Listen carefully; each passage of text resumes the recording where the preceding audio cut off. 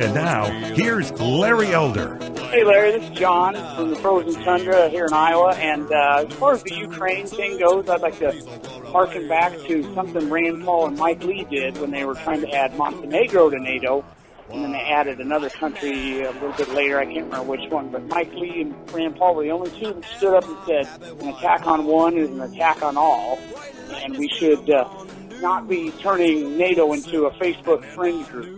And you may remember John McCain went ballistic over this, calling Rand Paul a Russian agent. Well, I think at some point they're going to try to add Ukraine to NATO, which will drag the U.S. into more conflict. So I think Rand Paul was right, and his dad, Ron Paul, was right most on this foreign policy. So I think we need to be careful here before we get dragged into more conflict.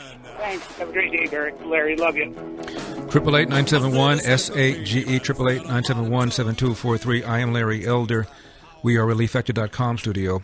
I understand the argument. I heard a lot of people make that argument. On the other hand, you could argue that had Ukraine been a member of NATO, Putin would not have pulled this. It is hard to say what would have happened. But you're quite right. Rand Paul and Ron Paul talked about the admission of Ukraine into NATO being problematic. And I believe, if I'm not mistaken, even Zelensky has taken off admission into NATO as part of what they want to happen. They've told Russia that they will not try to join NATO in hopes that would satisfy Putin, and that Putin would cease his full-scale invasion. It hasn't done any good, but the president of Ukraine has signaled a willingness not to try to get into NATO.